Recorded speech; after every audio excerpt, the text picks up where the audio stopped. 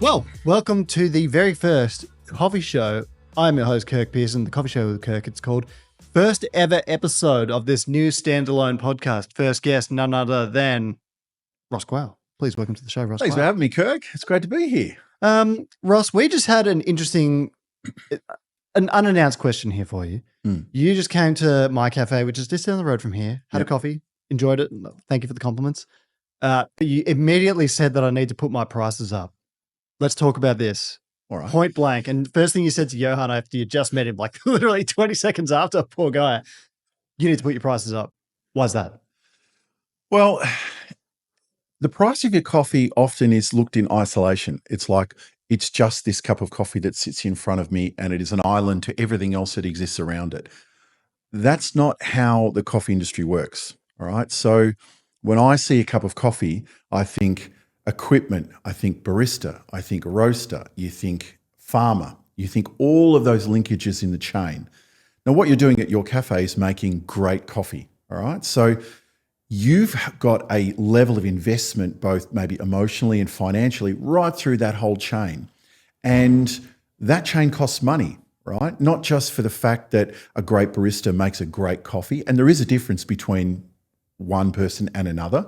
So getting that one person who makes a great coffee every day, right? You pay those people to turn up. You inspire them to work at your venue, not at somebody else's venue. And all of that represents a level of work that warrants a cost. And for me, $6 for an 8-ounce coffee, that is something that's memorable, that tastes great, that tells a story. There shouldn't be any equivocation about that.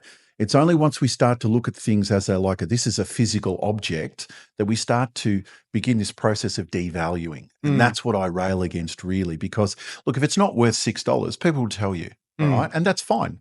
And your business won't do as well as somebody else's. But unless the businesses that are great stand behind their product and really champion and embrace it, we're all just teetering at the edge, being worried about whether or not will they like us or not, and maybe have a bit of imposter syndrome.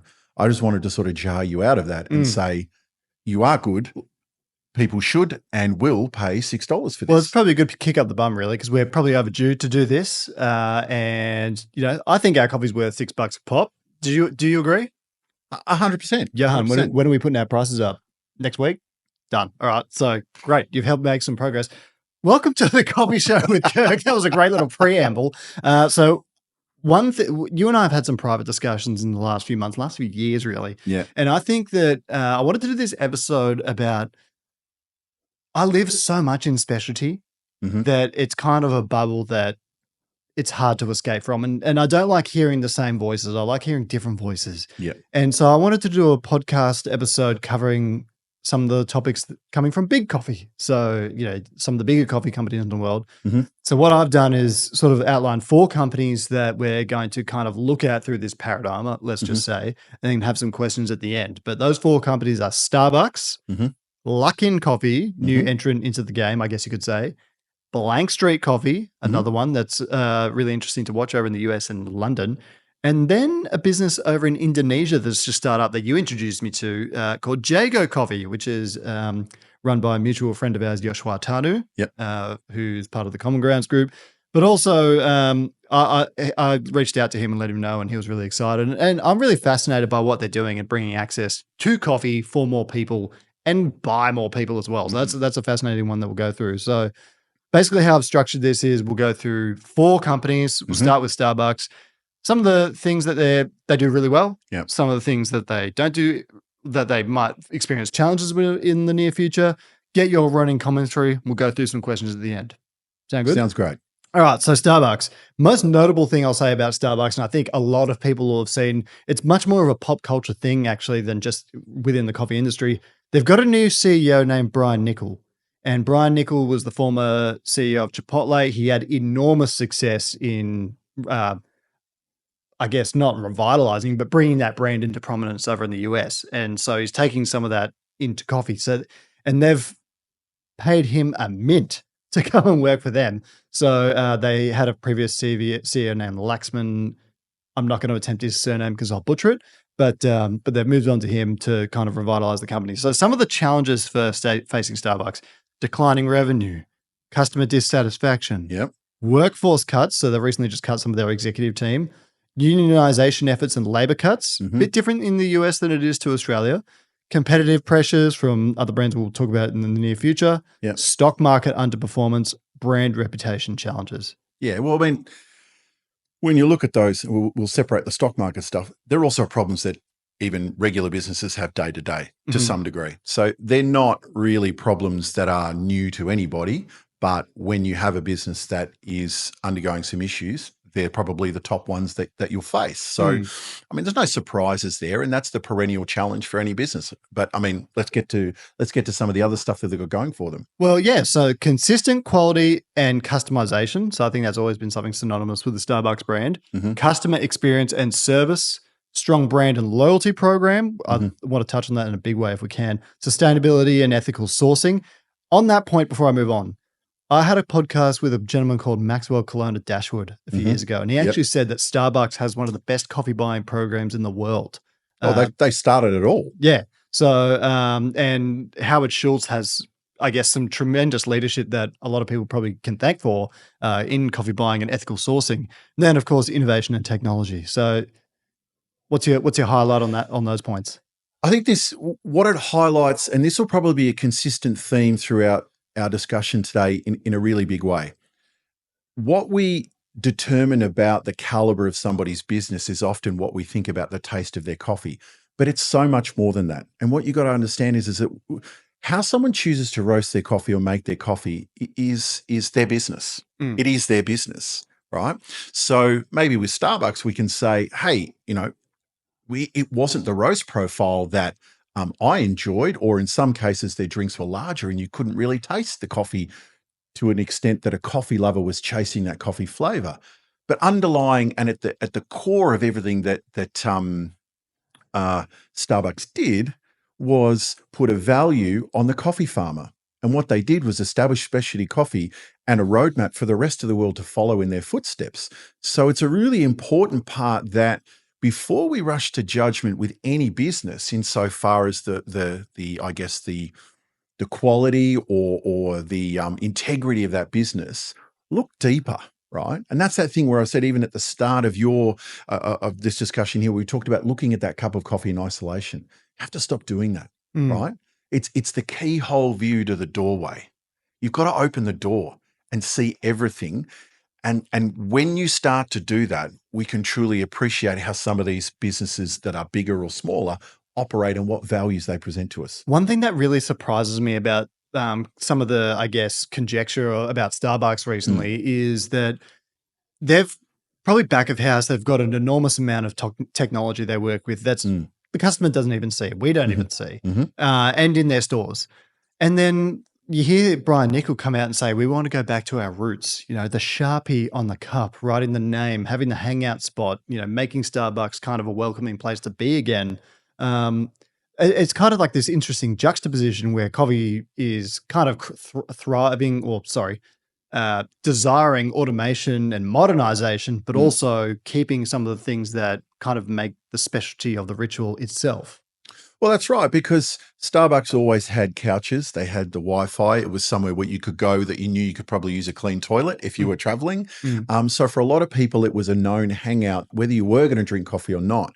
And I think probably I'm getting a little bit older, and if I recognize the newer generations, a lot of straight edge kids in coffee now, where coffee is really what they're into, and they're not so much into alcohol or other forms of recreation.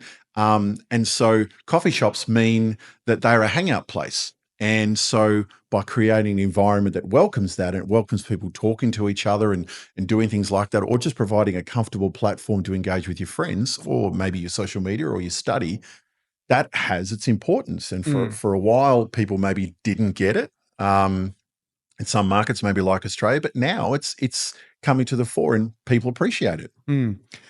Yeah, Starbucks. And what interesting you note about the store, because I just went to Bali, but Johan and I went to Bali a few weeks ago, and the condition of the stores is immaculate over there. They all look really tidy, and I guess that's something that that I guess is synonymous with all the stores. I'll be interested to see in this revitalization. I kind of feel like their branding is a little bit tired. Like, will Brian Nichol, in his efforts to refresh the brand in a way, do you think, like, could we speculate that maybe he'll look to give the logo or something a little bit of a refresh? I would say I'm a coffee guy, so I'll stay in my lane Okay. there. You know what I mean? So there are some, if they've got the money to employ Brian Nickel, they've got their money to employ the smartest minds in global marketing. And I think what you always want to do, at least with marketing, is reflect who your true values are. So to some degree, as you said, go back to basics. Well, the basics is what? Pike Place Markets, Seattle, right? Where it's the wooden floor and you're calling it out and it is who they are. If that's where they're going for, well, there's going to be an element of history that remains with it, right? Because a big rebrand doesn't always work. Some people want the romance, and I'm sure Starbucks still has an enormous amount of people that go back because it's the place they call their home for coffee. So I think that's something that's a highly specialized thing that I'd probably say it's a watch and wait and see for me. If you were Brian Nickel, what's one thing you would do with Starbucks right now? Keep championing coffee. Keep doing that, because leadership is everything in our industry, right? I think you and I have discussed this a little bit. If your top motivation is to save money, make more efficiency, serve more customers, and they're your three top things, what you'll notice the absence of is coffee quality, right? And so it'll become secondary to your primary goals. If your primary goals are about coffee quality, maintaining it, augmenting it, learning about how you can continue to adapt it within your environment, then it'll stay part of the message. So I think for me, it's coming back to your why. Like, why are we here? Are you there to change farmers' lives and to support them? Then if that was always one of the grounding tenets of what you did, then keep it. Keep it. He's got his work cut out for him. It'll be interesting to see, because one of his biggest competitors is who we'll talk about next. Yeah, Luckin Coffee. So Luckin Coffee started in 2017.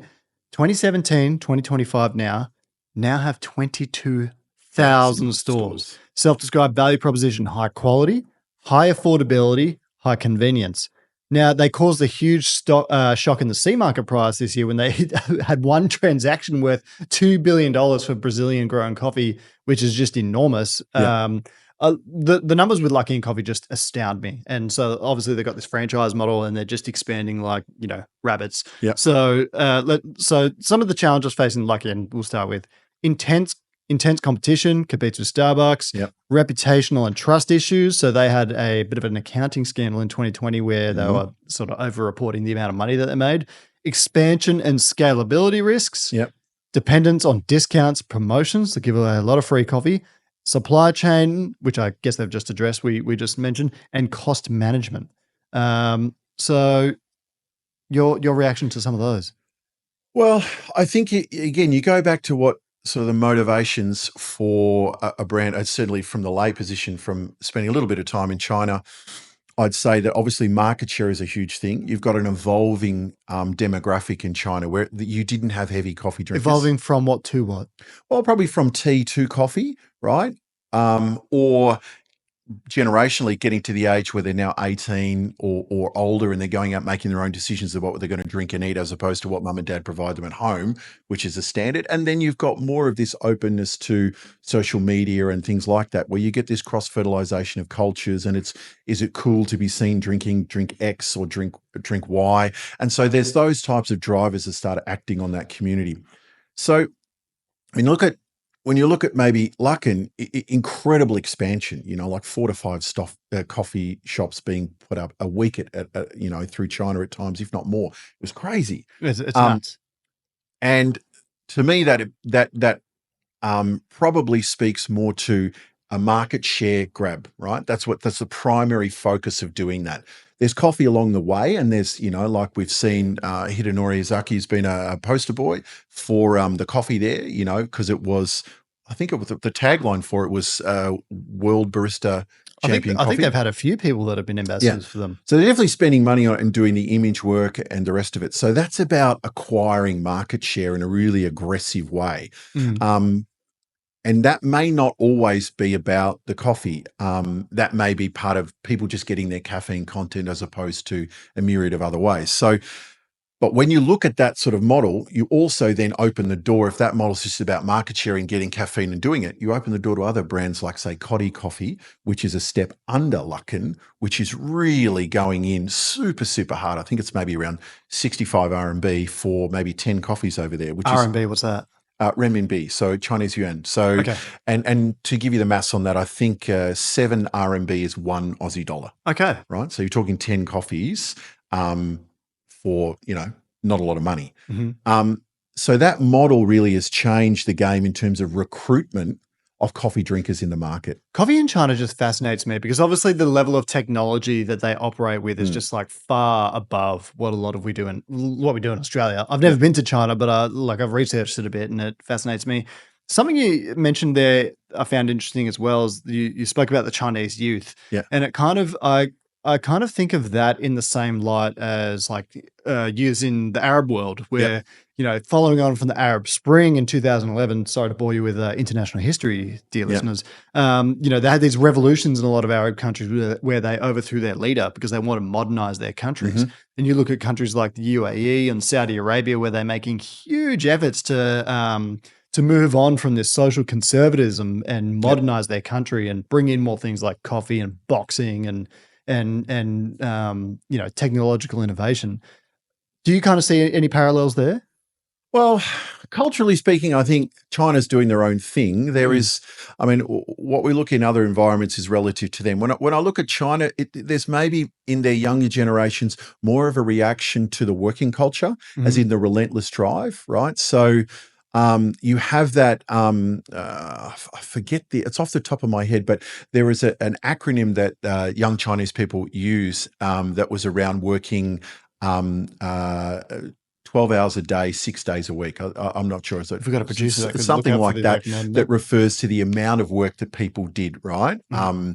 So, there was a strong culture of that's just you just worked and worked and worked and worked because it's hyper competitive. It is difficult to pay your bills. And so you're really driven. So they got that dog in them. Then yeah. And then you had this other, small movement in China was, I think it was lying flat or something where people generationally said, I don't want to do that. I'm not getting on to this relentless working because I'm not finding happiness, right? It's not where my fulfillment lies. And people don't know where their fulfillment lies, but they're trying to figure that out. So these aren't necessarily revolutions. They're evolutions of generations within an industry within a country that are unique to them. To me, I find that really interesting because each country then will start to develop its own culture of coffee and how people will do it. And for a really long time, maybe a lot of the APAC countries followed in behind Australia and other popular countries. But what you're really seeing is a lane shift where, to some degree, China now doesn't follow us. They actually really do their own thing in a huge way. I mean, you've got these mass rollouts. You've got specialty coffee in China is great. Yeah. Right. It is great. They grow their own coffee that's quite good now as well. You've got government support for people in Yunnan. You've got internationally renowned baristas, guys like Jeremy Jiang, who's M2M over there, and a bunch of other local roasters that are really pushing the boundaries. As we know, China's got huge population. So sometimes a small proportion of their billion-odd people or more can move the needle a tremendous amount. And that's where you're seeing not necessarily – I really want to caution people, don't look at China as somehow negative because they bought $2 billion worth of coffee. They just guarantee some people supply. They get nervous, but like they've got people who want to buy their coffee, and they've got a coffee drinking culture. So go and buy it because that's a good thing, right? So we can have a coffee glut and then no one's buying it and farmers are walking off the land because they can't sell their coffee. So, this is that go beyond the cup mentality. So for me, coming back full circle maybe to Luckin, it's about recruitment of new coffee drinkers, people beginning their journey with coffee. They may stay with Luckin. They may go to some of the other brands in China like Cotti, or they might go to Manna Coffee or maybe a Seesaw or some of the other small independents. But all of it is recruitment of coffee drinkers, maybe away from tea to a degree, or even soft drink, where we saw the US market really evolved in competition with soft drink. You're recruiting people into the coffee industry, and then from there, they're making their own choices. And they're wildly big in obviously automation as well, and it seems to me like they deliver on that. I went to a Luckin Coffee in Singapore Airport just a month ago, and your order on the panel. It's all pretty good, user friendly. Then you get your coffee quite quickly. There's 2 people operating it. There's 50 people in line. They do quite well for what they're doing. And culturally, that's a norm for them too. Yeah. Like ordering like that, queuing, all that sort of rigorous administration sort of side is very normal. We might find that a little bit of a challenge because we want to order with a person because we're used to a very different al fresco dining sort of point of view when we're self-referencing back to Australia. So again, we're not looking at China and Luckin like they somehow have deliberately steered away from us. They're culturally doing what's appropriate to them. QR codes on the table. They've got an integrated payment system in WeChat and Alipay and everything else, far more sophisticated. And all coffee has done is really gone into that ecosystem. I feel like they embrace technology over there at a quicker rate than we do here in Australia and perhaps even the Western world. And maybe because of population density and a few other factors, it's a necessity in order to save time because you're busy, right? Yeah. You're really busy, whereas we are not necessarily, I'm not going to say we're all lazy, right? But we have a different time schedule. We have a 2-day weekend and we work a 9 till 5. And so it's a different style of coffee drinking life. There's a comedy show going on back there. I don't know who it is. We're gonna find out why they're laughing so much after, and maybe we'll post it in the show notes. Blank Street Coffee. Let's move on to Blank Street Coffee. They started in 2020. Yep. Venture-backed startup, 100 locations now. Mission is to create daily rituals that enrich your life. Have been a good example of leveraging technology to increase the human-to-human interaction, resulting in better customer experience. First question, have you been to a Blank Street? I haven't. I haven't. It looks pretty like Starbucks with better branding to me. I don't know if that's harsh but they've got some good varieties of drinks, but again, looking at them, they've really embraced the technology input and having smaller spaces. And I mean, I've never had one, but it seems like it's doing well. Yeah, well, let's be honest. We know super automatic machines can make great coffees. We've got them here. I mean, I've said it before that maybe a Coles Express Eversys coffee is a really popular coffee in Australia because of its value for money at that price point. If you look at Blank Street, it's not a quantum shift. You've got Eversys machines, if I'm not wrong. Yeah, Eversys. Right? And you've got people taking that order because people want a little bit culturally as a personal connection. Right. Again, we just referenced China where it's maybe a little bit more, it's a transaction and there's less of the humanity in it because culturally that's not appropriate to them. It's not a good or a bad or assessment of any form. It's just what is. And so maybe, you look back is a Blank Street a cut down version of what Starbucks, was going to become at some point where you get rid of unnecessary floor space, cut down, like occupancy costs. You want high turnover. You want to have what is your stickiness in terms of the transaction. Well, this person knows my name and they will speak to me because oftentimes we know baristas and people at the POS could be, almost like your everyday counselors. You talk about your problems, you talk about your life, you talk about the weather, and that's a bit of social interaction. And people really crave that for the most part in their coffee experience. Again, I'll just come back to that same point. It's exactly the reason why we don't view the cup of coffee in isolation. It's because there are other things related to that. And so from that point of view, Blank Street are filling that void where you might dehumanize that transaction if you didn't include the smiling face and didn't reach out to them. So, are they Starbucks 2.0? I don't know. Or will that Starbucks be big enough to be able to really fill that void before something like Blank Street proves to be, the next thing that people go for? It'll be interesting to watch their success over the next few years, but some of the things they do well. So affordable specialty coffee. It's one of the high selling points of them. Small footprint, tech-driven convenience, so strong customer emphasis on app-based ordering and loyalty programs as well. Expansion and scalability. 100 in 5 years isn't too bad. It's no luck in, but it's not too bad. Sustainability and ethical sourcing. So some of the things they could fall short with. Lack of strong brand identity, limited store experience. Obviously, smaller stores have that impact. Dependence on tech and mobile ordering. So I've had a few instances with this in the last few months where Square's gone down and, really kind of you have to mobilize to, it can be a bit of a disaster. Inconsistent quality and service. I'd love to know how they train their humans if the selling point of their sort of what they're offering is, the human to human interaction. Mhm. Rapid expansion risk. So your reaction to those? Well, they're not doing rapid expansion because if you look at Luckin, they're doing 4 stores a week, and by the numbers, I think what did we say? Blank Street's doing 25 stores a year. So rapid expansion is eminently possible for anybody if you have the right people and you have the right resources or enough resources to do it. So I don't think Blank Street really has any major problems that anybody else wouldn't face. Their challenges might be something like how are you convincing people that you're different, right? Because we already know Starbucks do ethical sourced coffee, and so do a number of other roasters, if not a very large amount of roasters, are relying on some form of ethically sourcing. I think that the affordable specialty is a confusing thing for the consumer, right? It's a bit like this. There's 2 types of music, good and bad, right? That's it. And I think there is 2 types of coffee, good and bad, right? I think if we say specialty, look, and I'm not trying to get on a high horse and be a coffee person and say it, but I mean, you can buy specialty coffee and then roast it really dark. So does that mean you're not specialty? Yeah. Or does that mean you are buying specialty because you are, but you're choosing to do something different with it? And are you buying the specialty so that people buy you because you're specialty, or are you buying specialty because it tastes great because you want to roast it and get it to a point where your product tastes superior? I feel like specialty is just increasingly becoming a label now without much meaning. So I think what people want is they want no buyer's remorse. They want to know that what they bought is okay, that makes them feel good at the end of the day. So oftentimes specialty gives you some assuredness that I didn't buy cheap rubbish, right?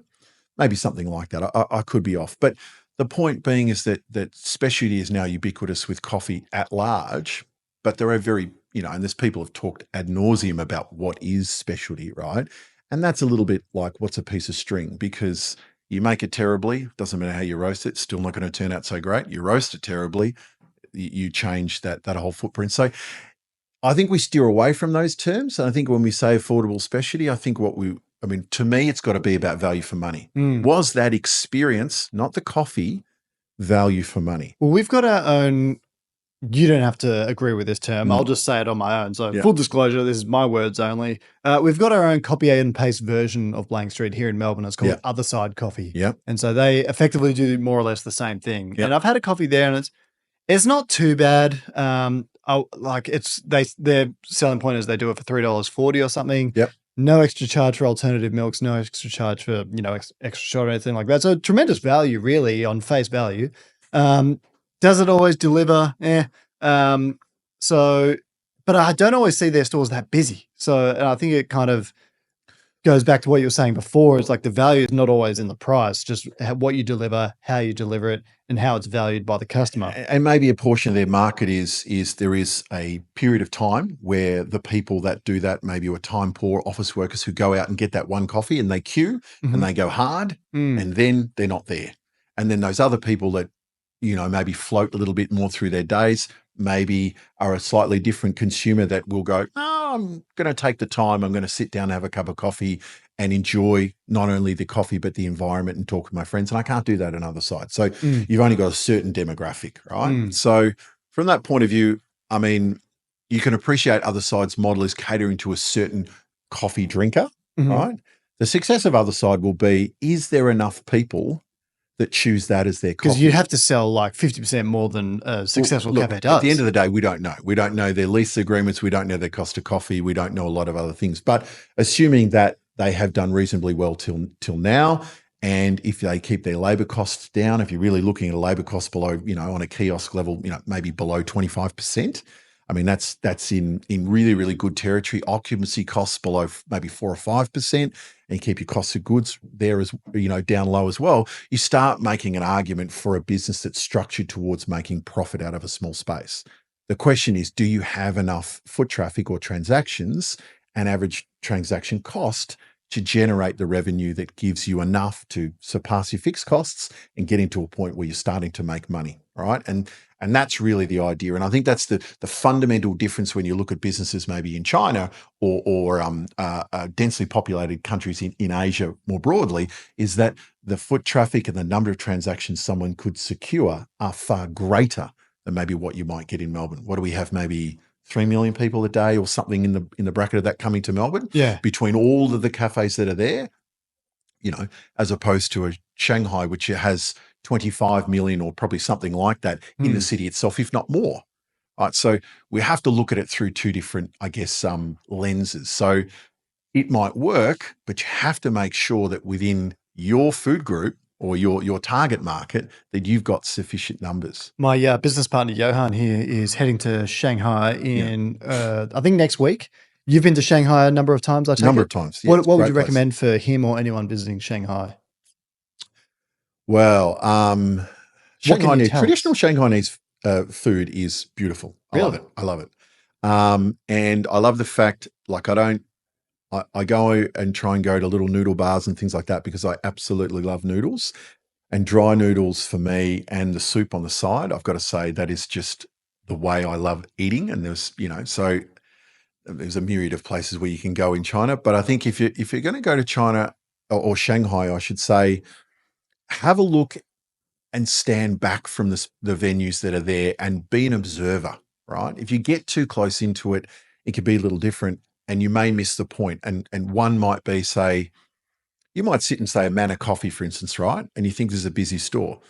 But I've sat in them for half an hour and there was 8 people in there. But there was a delivery person coming in almost every 30 seconds to a minute, taking a drink out of there. So there weren't that many people sitting in the stores, but there were constant delivery people taking drinks to people all over the place. Similar in Bali when I was just there, they had this Jago thing and they just, deliveries going everywhere.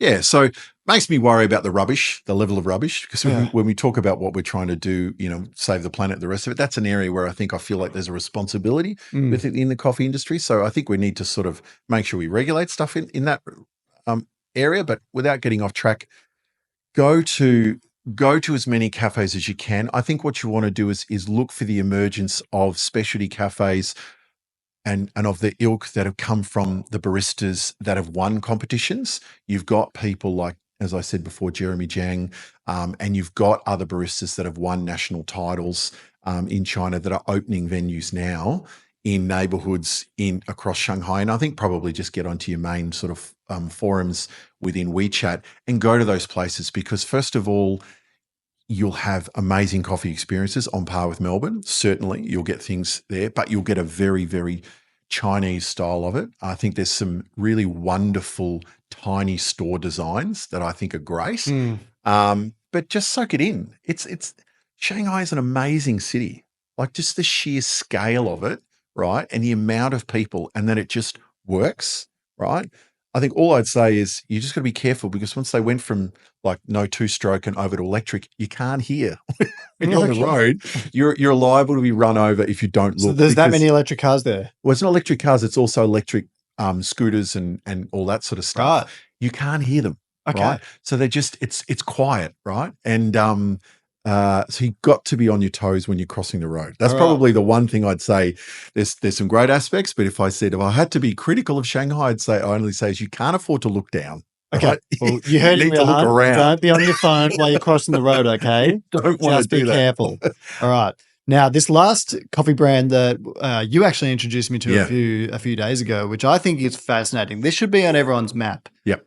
Jago Coffee in Indonesia. So I'll just read a little bit of a blurb about it. So what it is, mobile coffee carts that basically take coffee to you effectively. They're from their website. We aim to make great coffee sourced in Indonesia, accessible to anyone. Opening up cafes requires a lot of money and requires significant time to launch. So instead, we created an electric vehicle cafe that was mobile, a cafe on wheels, a cafe that can come to you wherever you are, whenever you want it. So, Jago Coffee, run by, one of the partners is as Joshua Tanner. Joshua Tanner, a mutual friend of ours. I think this is fascinating. Well, I think you got to go one layer deeper with Jago and understand that the pricing of their coffee, which I think is probably relative to around 60 cents or something like that. My conversations with Joshua when I wanted to understand a little bit more about Jago represented something where I think he's very insightful, but it's also representing something that's eminently democratic about the world of coffee. there's a lot of blue collar people who live on not very much money day to day. If you've been to some barista competitions, as I have done in Indonesia, for some people, their most prized possession or their most expensive possession is their phone. Otherwise, they're living not far above the poverty line or at the poverty line, right? And these are passionate people. So there are people out there that want to drink coffee, but they can't afford maybe the coffee that is served at common grounds around. That's a different demographic, might be expats, might be more wealthier, middle class, right? And that's perfectly fine. That's a market. But there is an enormous market within Indonesia of people that make do with very little. And I think what Jago does that really excites me is, again, it makes coffee accessible to a really large proportion of society that might otherwise not be able to afford it, right? And so within their model, this mobile nature of their cafes where they can move around, so they're not paying rent. It almost feels a little bit like almost shades of Jim's mowing, right? Yeah. You got your area and you've got your patch. They can also then leverage really smart tech that shows people where the customers are, and they can go where the customers are and short circuit that potential disconnect between, well, my usual cafe is not near me, so I've got to go without, or I'll go somewhere else. And you've been to Jakarta, right? We're on our way there in May, I think. So, but yeah. I've not been there before, but I understand there's a horrendous traffic issue there. Like traffic is just amongst the worst in the world. So yeah. I mean, Jakarta's not great for traffic. Neither's Manila, by the way, and maybe Bangkok. They're all cities where you've got huge concentrations of people. So a lot of it relies on, and that's why we see scooters and things of that nature, because it's you can obviously fit so many more. If you've been to Vietnam, I mean, it's almost romantic in its urbanness, but when you just see flocks of, like scooters going down the street and so many people traveling on a road and it just works, it's almost like ants or something, and everybody knows where everyone's supposed to be, and there doesn't seem to be crashes, but it stressed me out. But Jakarta, I don't know, but it fascinates me about this concept though, because like you said, you're democratizing and giving accessibility to coffee for more people, which is, I think, I love that. Some people might think of it as say, 60 cents in the specialty coffee industry, and think that you're doing a wrong thing. Well, actually, you're giving access to people who otherwise can't get a cup of coffee to a cup of coffee. That's right. So some of the positives about Jago: accessibility and affordability, unique mobile coffee concept, strong use of technology, supporting local coffee farmers. So one thing I've noticed about Indonesia, the huge sense of altruism around their domestically grown product. And well, you look at barista comps. I don't think there's ever been an Indonesian barista champion who hasn't used some form of Indonesian coffee, or maybe like a cascara at the very least as part of their routines. It's always part of it. There's been an incredible sense of pride. Yeah. And I think that's been a hallmark of Indonesian coffee, that there's, we grow coffee. This is who we are, and we're really proud of it. I think that's great. But they're kind of like this sleeping giant in the global context, because their economy is currently, I think, the 6th biggest in the world, will become the 5th. And they're a vastly modernizing country. And, the former president, Joko Widodo, kind of, I was reading a little bit about him, and he kind of, some of the programs that he implemented, just there's an enormous sense of pride amongst Indonesians. Obviously, there's problems with their government, with corruption and that sort of thing, and that's everywhere. That is everywhere. But like they're kind of a sleeping giant within the global economy, and then probably within the coffee industry as well. Yeah, and I think what Jago also realizes, that some people, if you scratch the surface, the uptake of mobile phone-based interactions by population standards is one of the highest in the world of any society. So Indonesians have mobile phones and they are connected. So if you're creating, a coffee platform where even people that are of, less affluent parts of society have still got mobile phones, and it's a strong level of interaction, you're really tapping into what is accessible for them, and you're getting eyeballs. So it's a huge part. I mean, Joshua and I'm sure those guys did all their homework, and they really understand it's not just, I mean, this is the beauty about it. Sometimes a successful business, you're seeing the gap for the total sense of what it is. It's not just there's nobody doing it, but it's maybe the sense that you can really do some good. There is less competition, and that if your particular style, which their Jago style is quite unique in terms of coffee making, works for that target demographic. How do they make their coffee? So if I understand it correctly, and I'll apologize wherever I need to, they have almost like kitchens that are dotted around geographically, around Indonesia, where they grind coffee and then make it and almost make a concentrate, right? And then that concentrate then is added to the carts, and then people are then building a drink as we would. So they're not necessarily making espressos. They've got a coffee product that they then build on the cart. They can do that very quickly. And it's very hot in Jakarta, so obviously a lot of iced coffee, making a lot of iced lattes that are ready to roll. And I like that. The next point I was going to say is they're empowering a lot of micro entrepreneurs. So 100%. It's like not just giving someone a job, but an opportunity to kind of work your own hours and provide for their families. Yeah, right. And if I go to your cafe because I know you, right? So I'm inclined to want to support you. So you're giving another part of society, you're giving them a vocation, and then other people who can afford it will support their friends. So you're not trying to get, like rock stars from out of town to come do that. That's a completely different market. And I think to some degree, that's why Jago is really exciting, because they see what other people haven't. And that is, these people want to drink coffee, but no one's giving them that opportunity. Next point I was going to say is rapid expansion, strong investor backing. So they secured $6 million in Series A funding in April 2024. Sustainability and innovation, convenience and speed. So bit of a theme here amongst a lot of the I mentioned. Well, I think, when you look at the overheads to produce a cart and the rest of it, it's a lot easier than a store. Yeah. You could probably redeploy a cart if somebody didn't work and you'd take it back and flip it again. You can't always do that with stores. We saw huge investment in Kopi Kenangan in Indonesia with, I think that was Jay-Z, Serena Williams, and maybe Beyonce and a few other people were investors in it. Okay. And that was pretty big in Indonesia, but that stalled a little bit just because that model is a challenge, Indonesia, because again, it comes at a cost.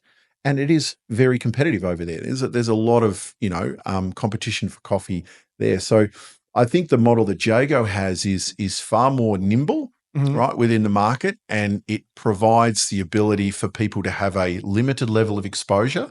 Maybe for some of these people, it's, it could be the opportunity of a lifetime, but it's also not going to cost them a lifetime of debt, maybe potentially, if it doesn't all work out for them. I like that thought of incentivization as like you're not just an employee. You can go out and sell as many coffees as you like, and however long you work, or however hard you work, however hard you strategize, you could succeed. So and that's what we all know. I mean, for people that have owned businesses, when people treat it like it's their own business with a sense of pride and ownership, you always get great employees. You can tell them every time. You see people go, you know what? They go the extra mile because they see it as their duty to it. And that's sometimes what separates people that are amazing employees from, okay, they're good, but their focus does lie elsewhere. And those people are still great too. But that element of being able to harness that cultural aspect of someone doing it, especially if they're working on their own, just means that some people see it as their opportunity to pull themselves out of a situation or to go for that opportunity for what could be next and next and next. All right, some of the things to be skeptical about with Jago Coffee, some challenges they might face: scalability and operational challenges, competition from established coffee brands, customer adoption and retention, brand differentiation. I think I've lost some of my notes here. Sorry. Yep, I have. We'll just end it there. Yeah, look, I don't see many of those being a problem. I think what they have to do is I would be more concerned about available supply, right? Because if it takes off, you've got to have huge abilities to make lots of coffee. There's no point doing it and then running out. So their biggest issues will be supplying demand. If demand kicks off, I would say will be there with their element, right? Because if people are doing something mobile, they go to that thing and then I guess that opportunity to buy the coffee and then it's not there, that's the missed opportunity. And I think that'll then probably speak for other people may want to enter the market then. So I would say supply issues is probably a big one. Not so much on the other ones. I think their overheads are fairly manageable. Is in the same context of that supply issue you mentioned, obviously a big part of what they were saying is that they're using Indonesian grown coffee. So if you're using Indonesian grown coffee in Indonesia, there's less freight, all those sorts of things. Yep. I think they're the third biggest coffee producing nation in the planet. Is that correct? Fourth, you say? Yeah. And so obviously there's an enormous amount of coffee that's produced there, and there's local access to it. And Indonesia has some interesting trade laws and kind of protectionist trade laws. Yep. So they're also the biggest producers of nickel in the world. Mhm. And one thing I was researching the other day is that it's actually illegal in Indonesia to export raw nickel. It also has to be refined there. Yep. And you look at that within the context of kind of like the Donald Trump trade tariffs and things like that are going on right now. It's like, Yep. a lot of people kind of demonizing Donald Trump right now for the policies he's implementing, but there's other countries that kind of like, they do things that are contrary to what free trade is. So, sorry, that's deviated away from Jago Coffee, but you know. No, I mean, look, I probably wouldn't go down that path because I think it's another whole conversation. But I think you just look at the motivations. You've got an awful lot of people that live below the poverty line. So if people are looking to help people survive and live, I mean, you'll always see people in their countries doing what they believe is the best for their society, right? And I don't think we should begrudge that, so long as the basic tenets of a cooperative nature and being globally minded. I mean, I said this phrase a long time ago, and I think people do it too, but you think global, but you shop local, right? It makes a big difference. You be aware, but you really got to still provide for local economies. So Matt Perger says that every time he leaves the cafe. He says, shop local, think global. Well, it's because it's true. Yeah. And so from that point of view, I don't think we should be frightened of people wanting to support their country for the right reasons. Well, I think Indonesia fascinates me because they've got this position in a foreign policy context of strategic ambiguity. They're not enemies or friends with the US. They're not enemies or friends with China. Well, sorry, they're friendly with both. So it's like I really appreciate that. And, they're kind of positioned for success because they're growing. Yeah, and obviously being able to remain open or pardon the pun, but stay Switzerland in part of it may be the best way to manage their economy for the best interests of their constituents. So, I mean, that's fine. I mean, geopolitics would be another whole different sort of session, which I'm probably less qualified to speak about. But I would say within coffee terms, it's great because, you see it as well. You'll see India as well. There's a hyper-localism in India, right? There's amazing coffee in India that we will never drink because the local consumption is so high that there isn't that much coffee proportionate to what they grow that leaves the country. I had an India trip within the last 2 years and I was astounded at how good the coffee was. And I'd never had Indian coffees like that because they don't leave, right? And there are tariffs on external or importing coffee from elsewhere. So I was going to cafes that were, there's a great place in India called Subco, right? And I'd really encourage anybody to look them up if you're in Delhi, Mumbai. With India, it was almost as if, and I'm going on a bit of a tangent here, with COVID, when that happened, that global diaspora of Indians, a lot of them returned home. A lot of them were really well educated, had money in their pockets or came from wealthy families, but they're coming back from abroad and they had coffee experiences. And then they were back in India and going, well, I don't have what I like elsewhere. And so, you had all these people that were great managers, great baristas, great business people, educated people that went, we need this here. Subco, owned by a fellow called, I think it's Rahul Reddy, UK, who was UK based. Brilliant job. I mean, you've got, they're trying to do almost loon-esque up there type pastries and croissants, right? So I had amazing pastries there on a back street in Mumbai, which blew my mind. They're doing almost Mork level style chocolate making, but again, all hyper local. They're buying their milk local, their coffee is local, their cacao is local, their wheat is local, everything is local. And they're making these stores that are phenomenal. So if that's what that produces in country and it gives people their own identity within the product and to give employment to people, that's amazing, right? So I think, those types of things like what Indonesia's doing or what India's doing or other countries, all power to them, because for us as coffee lovers at large, all of us out here, we're going to champion this, we're going to be behind these people making successes because you'll learn something. Well, it's interesting you mentioned about India as well, because you talk about sleeping giants. They're projected to be the biggest economy in the world. And, you look at a lot of other countries that have aging populations. They're kind of keep on reproducing at a constant rate. So good on you, India. But they have this they have a diaspora with generations of people that are born overseas that still have a sense of altruism to India as well. So my girlfriend, her parents are Indian, and always travels back to India, always speaks to family back in India, and there's like a huge diaspora of really talented people that are working in the tech world that I think a big goal of the Indian government is to actually bring their skills back to India. So, you look at that within a 20-year plan sort of thing, you're going to see enormous growth. Sorry, this is a coffee podcast, I promise you. But that fascinates me. Yeah, and I think that's very much, if you want to get philosophical and we go to another rabbit hole, if you're a bit of an Alan Watts fan, there's a story, and if you haven't, I won't go through the whole thing just for the interest of time, but there's an Alan Watts sort of a story that he tells about a Chinese farmer, and that basically his horse runs away, and then all his neighbors come around and say, well, that's too bad, and the farmer says maybe, and then the next day the horse comes back with 7 wild horses with him. And then he's got 7 horses. And then the neighbors all come around and say, well, that's fantastic. And the farmer says, maybe. All right. And then the next day, the farmer's son is out trying to break in one of the horses, and he falls off and breaks his leg. And they all come over and they say, well, that's terrible. And he says, maybe.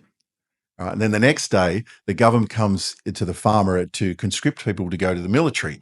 And they say, well, your son's not eligible because he's got a broken leg. And everyone comes around the next day and says, well, isn't that amazing? And he said, maybe. Right. So I think when we look at things, we have to be really open to the concept of, like COVID, it was terrible for a lot of people, right? Really, it was painful, and it's probably still lasting. I personally lost a lot. Right?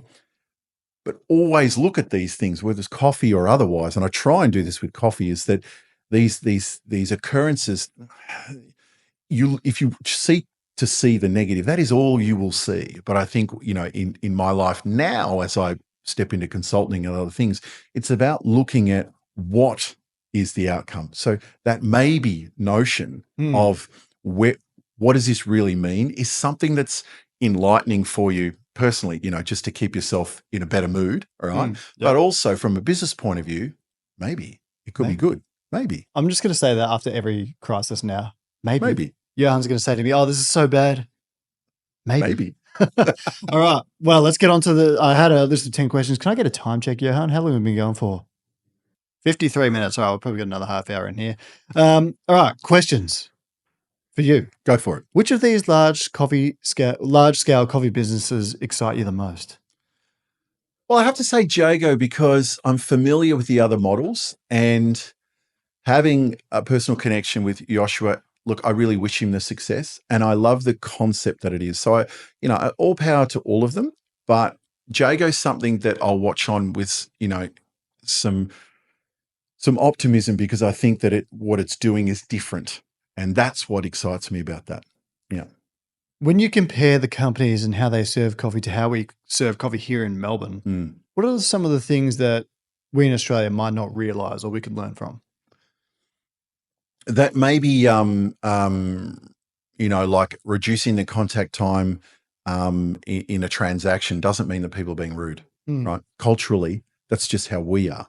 Well, I'm sitting there on the till some mornings. I'm like, let's pump these things out. Let's get more coffees going. And as some of us here want to come in, and it is a bit of a counselling session. It is, if you were lonely during COVID and you went out in that 1 hour, you talk to the people at your coffee shop, because that's your interaction. So we just have to be mindful again that maybe that reduced contact time is not something that is directed at sort of taking something from you, but more about ensuring the ongoing success of that business, because, the number of transactions they do that hour, determines pass or fail in terms of that business. So let's not sort of skew things in a negative sense when people are looking to, economize that time on transactions. On one hand, all of these businesses seem to want to make coffee more accessible in some way, but in a world where prices are rising and climate change is threatening global coffee production, can these businesses thrive in the future? Well, I think the definite answer is not all of them, all right? So we're going to see an evolution. We're going to see a consolidation, and that's all good, all right? I think people that follow the artistry of making coffee in the deeper, maybe more like that ikigai Japanese type sense, there will always be a place for that. All right. We're not going to see, I mean, as far as I know, maybe you can comment, Patricia is still selling lots of coffee and it's still an exciting place that people want to go. And it's not super automatic because people love seeing very artisanal. You're right. They love seeing that act of making coffee fast on scale. Right. So we might just see the people that have imperfect models being filtered out and being replaced by models that have more longevity within the market. But so we might see that, the wedges of or the quadrants of the pie change shape, but I don't think we're going to see anything disappear too much. What do you think we in specialty coffee can learn from bigger businesses and startups? Well, in the same way that we discussed before that some of bigger businesses don't put coffee quality into their top 3, they put profit and other things in their top 3. We might also think about making profit and being proud of it and happy with it in our top 3 alongside coffee quality. Right? You don't think people do that enough now? I think my experience, however limited, is that some people are embarrassed about their success. Like that they are concerned that if they champion their own success, right, that somehow they'll be poorly judged. I think people should be proud of what they do. If you make a great product, then be willing to charge for it, be willing to communicate and show people why it's a great product. So sometimes we're a little bit conservative in that framework. So sometimes when people are really successful and do an affordable product, they're out there selling it hard.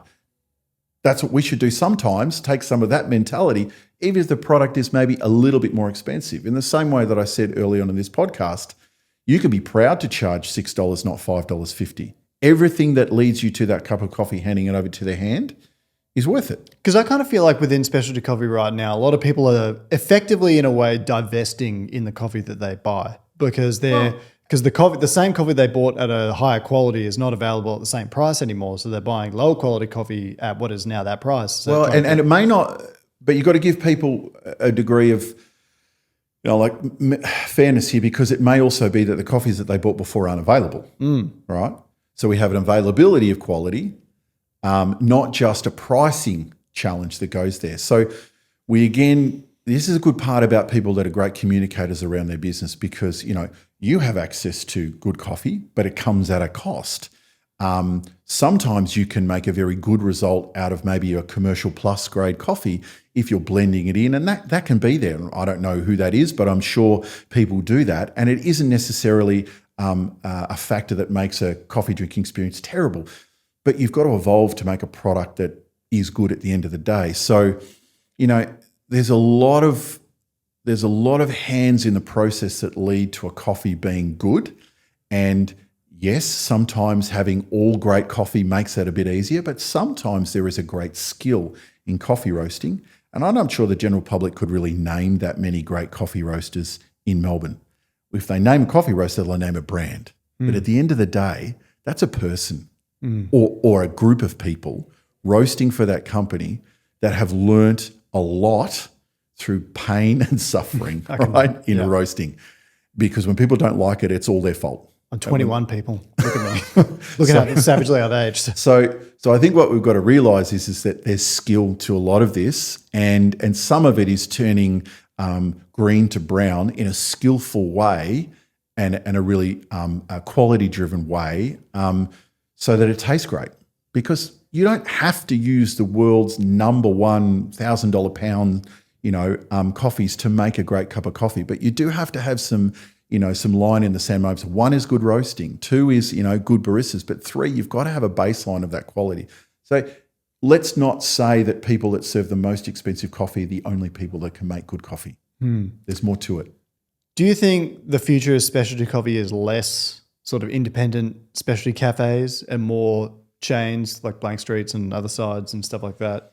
It's a bit hard when we say specialty because I've sort of touched on it. It's quite a nebulous type word now. Like it's, what does that mean? Yeah. Right? Well, it's lost its value.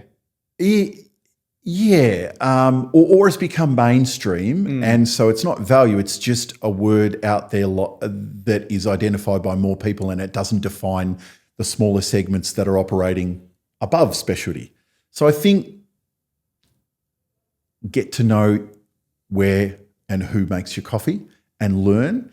And if you keep doing that and you keep asking questions and you follow it because you love coffee, you'll end up at the doorstep of the people that make great coffee for you. How effective are loyalty programs and the customer retention programs of some of these big companies? Because a theme I identified in your Blank Streets, Jago, Starbucks, and Luckin, they've got a huge focus on retention. And even Johan, who comes from a tech background, when we sort of opened up our shop, it's like, all right, how do we keep retention high? How effective are these loyalty programs, and how far do these companies go for that high rate of retention? Well, let's just acknowledge something straight away. If they weren't effective, you wouldn't see big companies using them. So we can say from the get-go that if you get that right, then they are effective. The question is it effective for their target market alone, or is it effective for everybody? A lot of it is data, right? So when you do frequent flyers, that information tells people about your buying habits. You're sharing your buying habits in the same way that the algorithms that look at your search engine history give you and populate in your stream the things that are in the ballpark of what you're talking about. I mean, we've all seen that when you talk about something and then it turns up in your social media feed. It happens. So data is hugely important, right? But you still need to know which way you're going to point. So I think data in combination to a very clear marketing and sales strategy forms a layer of robust proof of concept. And that's where it's really important because, look, you remember your failures more than your successes, right? Your failures will always teach you more. So if you're learning from the data from those failures, you're learning which way to go to. The same way that, when I first started selling coffee in the 90s, right, at a place called the Coffee Company in Carlos Street, Balaclava, I quickly learned that if I asked people what coffee they liked, they had no idea. But if I asked them what they didn't like, they could tell me with great accuracy the things they didn't like. And that immediately put me in the situation where I knew what they wanted. So data and that feedback and taking on board can be tremendously valuable in maximizing what you're going to get. And I think also too, what cafes are doing now is you're seeing emergence of signature drinks. Remember, they were just the weird, funny drinks at the end of a barista comp. And now you're seeing these signature drinks that are at $12 or $15 that aren't coffee-based necessarily, that are flavour and visual-based in cafes, and they're helping to increase spend. They're attracting new customers and people are seeing what they are. And guess who did things like that? Starbucks, didn't they? Isn't it amazing how quickly the cultural revolution within coffee has occurred? Yeah. Signature drinks, for me, it's like 2 or 3 years, they've just completely taken over the game. Yep. And the cafes that are doing the best now are the ones that do signature drinks, like the Mont Blanc at Good Measure in Melbourne. And I had a pretty intimate relationship with them, in a few ways, because one, I interviewed them, but two, I was their cream supplier when I worked for Riverina Fresh. And they go through a lot, and they sell like something like 500 to 600 drinks a day of Mont Blancs. Yep. So, and they charge more for it. Great, fantastic for them. Exactly. And so you just got to be alive to that. You've got to be a student of the game. And if it's a reward program that teaches you, the data's everything if you can learn from it and, have some basic ideation people within your business, right? It's not just sometimes procurement people. It's actually some other people that can look at two seemingly unrelated phenomenon and then make the link, right? You see a lot of entrepreneurs, the very root of their success is about that ideation of linking two things and going, but what if, right? So I think that's a really great part about what we're doing. And so, when people go, cig drinks, they're so stupid or I don't like them, whatever, well, maybe. So I've had to change my mind on it because I used to detest them. I'm a coffee guy only, but now it's like, no, I'm over Mars, and now I'm a matcha guy, believe it or not. Yeah. I really enjoy good matcha. And the next guest we'll have on have built success completely off, not completely, but almost completely off doing really great matcha drinks. So and that's right. And so That's where we've just got to remain open to things. You can't, rush to judgment on all of these things. You've got to look at the data and look where your constituents or your coffee drinking community is at. What is your culture versus what you're trying to sell? You may have gone and see something in Korea, but somehow it doesn't translate over here. Well, there could be factors like the fact that 50% of the coffee served in Korea is black, right? Yeah, wow. Is black coffee, right? There's a huge amount of iced black coffee going on over there. Is that the same here? Not really. Although iced lattes and iced black coffees are on the rise here. They are. But you have to understand that's the beauty of these cultures, right? And that's why we should be living and thinking globally, because you can watch and you can learn. You can see what goes on. I mean, people have been saying since time immemorial, traveling gives you a perspective, right? Whether it be coffee, history, people, whatever you like. There's an inherent value to leaving your own country and going and exploring, or just leaving your own town. I cannot agree with you more on that, because I recently just traveled to the Middle East, and I learned so much from that I've brought back to my own business and inspired me. You're 100% right. And much the same when people come to Melbourne, we underestimate just how much people revere coming to Melbourne as one of the premier coffee cities in the world. People have other worldly experiences, right? And we miss that. And we don't, as I said, it goes to some of my comments around people not backing themselves or not realizing the true, importance of what it is that they're doing, I remember back in the day when Ben Morrow was working at St. Ali, right? And those are the days. And he was the original latte art cowboy, right? He was a guy that was making latte art, not only pushing the boundaries in terms of skill, because he was one of a lot of people that did that, but he also opened it up to a bigger market where people just went, it doesn't matter what anyone else thinks. The guy just goes out and does his own thing, right? And he had a ton of skill. I remember Ben saying to me once, he was at a coffee competition and a guy came up to him and said, you're my inspiration, and had tears in his eyes. And he was like shocked that someone would view him like that, because he didn't really take himself as seriously as that. But I think it left an effect on him, because he realized what he did was really important, right? And for a long time, people say, well, that's latte art, it's this or it's that. Well, I can tell you that, you can do a hell of a lot of things in coffee that you can automate. No one's really automating off the wall latte art. It still is a skill that requires a steady hand and that artistic flair to be able to create a message in your head or look at something, transfer it, and do that. That is still something that is a frontier with loads of room left to explore. And for those watching and listening, don't underestimate how hard people work at getting better at latte art as well. Caleb Cha, another guy. Well, you and I both know as well, Shinsaku Fukuyama, and he, after work every day for 3 hours, mind you, this is a guy that worked 10-hour days or whatever, stayed back for 3 or 4 hours and practiced his latte art every day.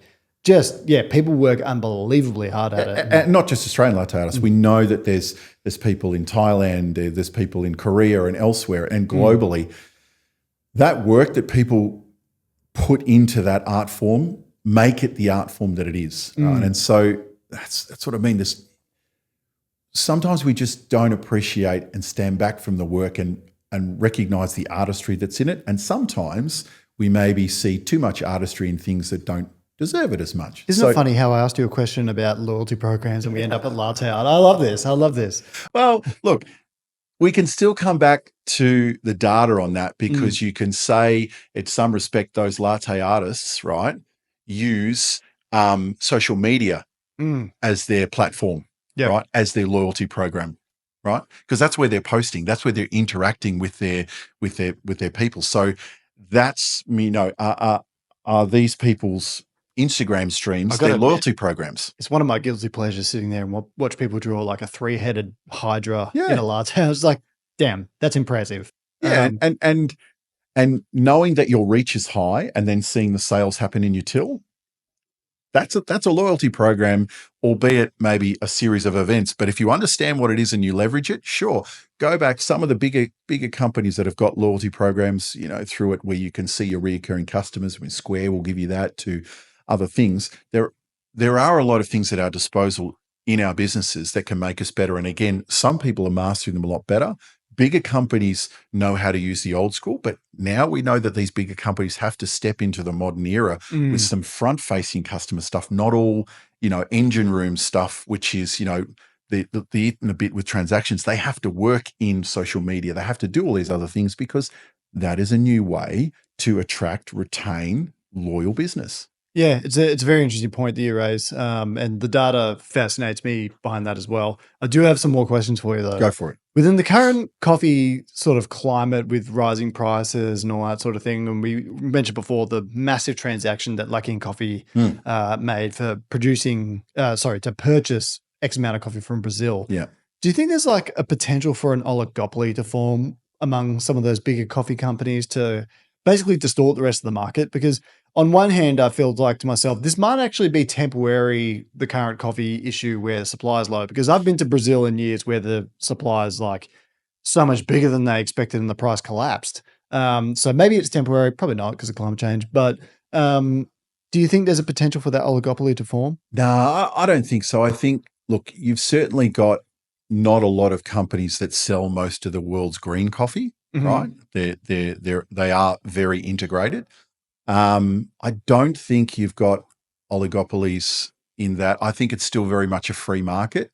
And if you're willing to pay, then the price will go up and there'll be demand based. So, if there's less supply, that will drive the price up and more people who want to stay making coffee will keep buying it.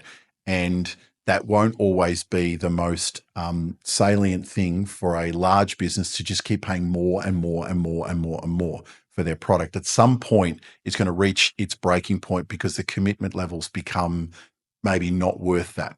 I found it astounding that they purchased that amount of coffee and they locked it in at like, I think it was $2.45 or something. And then you look at it now, it's like, what was it today? $4 per pound, the USD for the coffee? Well, it's smart. If anything, it's smart. Well, they guarantee their suppliers. Like, well, we don't have a business if we don't have coffee to sell.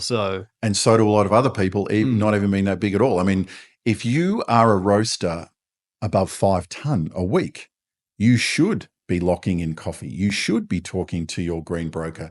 You should be investigating supply chain costs. Because if you're not, you will find that you are subject to these situations. And even if you're not, secured out, maybe 2 years worth of supply, a lot of people are only just coming off, lower costs and now going into a higher cost bracket. So, it will sustain the people that are well organized and well integrated for a longer period of time. And those that haven't thought about that, well, then this is their come to Jesus moment very much in terms of what do I do now? My coffee is now $10 more a kilo, right? And we know, let's not name names, but we know that there are coffee roasters now that are sending letters to their wholesale base saying your wholesale coffee just went up $10 a kilo, right? Yeah, well, it's a shock. It's like because they haven't guaranteed or because they don't secured their supply, they don't have the ability to set aside that much cash for coffee, and your business is in an industry where that's becoming more and more important. However, there is still enough bigger businesses and business with enough diversification to be able to ride this out. But the imperfect models, we're going to see some people drop off. But what does that do? That frees up some volume for the other ones. And I think you'll still see healthy competition. What role do you think improving technology and AI will play on the coffee industry in the near future? Well, I mean, I'm probably not the person to comment with great confidence on AI because, look, realistically, I'm more an observer of people at the coalface and some other the more physical aspects of our industry. But I would say that people have to understand that the costs of coffee, making coffee and producing a coffee are going to rise. If you can adapt with efficiency, be it automation, otherwise AI or what have you, and that allows you to keep coffee quality in your top 3, then of course it's going to be a good thing. But if your top 3 focuses on profit to the detriment of coffee flavor, right? Well, then to some degree, you're going to lose some parts of the market. That said, we can say some people don't care what their coffee tastes like. They just need it to taste like coffee, right? So we might see a shift of behaviors, a few more people going, Starbucks might come into Australia and start securing more of that everyday coffee sort of sales that they failed to do, I don't know, 1990s or thereabouts. So there may be a reallocation of the drinking public. But I think if you're really focused on what you want to do and doing it well, you're going to survive.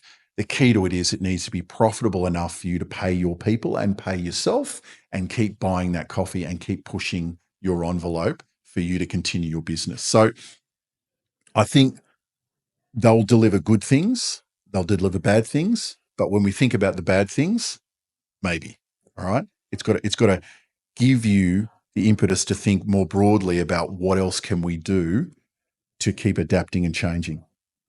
Do you think in specialty coffee or in the bubble that I live in, for example, I won't say you live in, but I live in, do you think we should change our view towards big coffee? No, I just think you should pay attention. Pay attention, right? Look at things, right?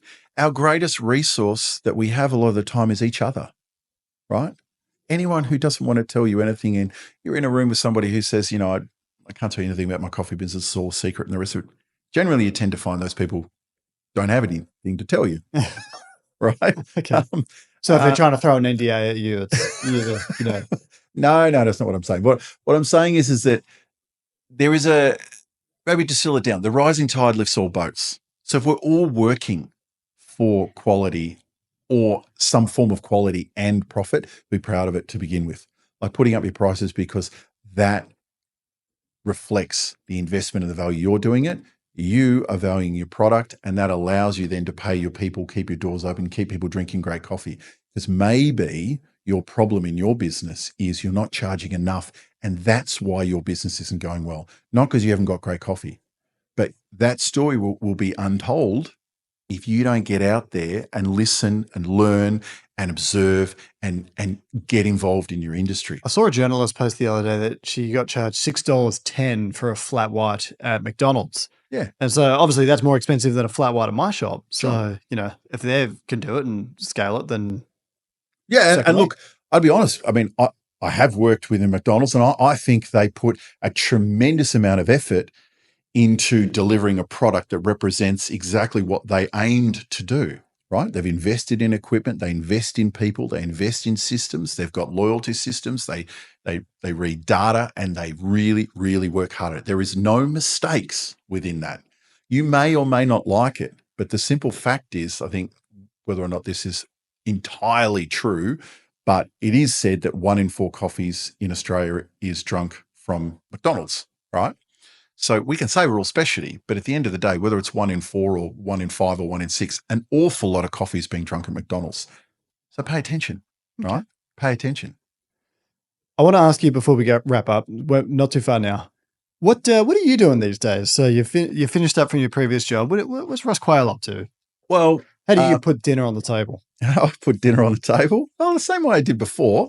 I cook it and get it there. Okay. But in terms of me, what I'm doing now, I've had a wonderful set of experiences that have led me up to this day that have made me the person that I am. And that's a reflection of the people that I've worked with, be it Hemro to Slayer to St. Ali to Jasper Coffee to, a bit of time there in Axel, be a bit short, and then even the coffee company back in the 90s. So I've been really fortunate to have great people in each one of those businesses give me a little bit of something and teach me. And hopefully I left a bit of positivity there too when I moved on. So what I'm doing now is focusing on the coffee industry having somebody that can pull together coffee professionals to solve problems that might otherwise not have, an agency of sorts to do it. So for me, Ross Quail is out there solving issues. So if that might be someone says, well, I'm having challenges with my wholesale sales. I've had a lot of experience in wholesale coffee sales, be it in coffee beans or whether in equipment. And I can say with a degree of confidence, I know what works. Remember Dr. Dre's lyrics in that song with Eminem? He goes, when your album sales ain't doing too good, who's the doctor they tell you to go see? Is that kind of like the coffee edition?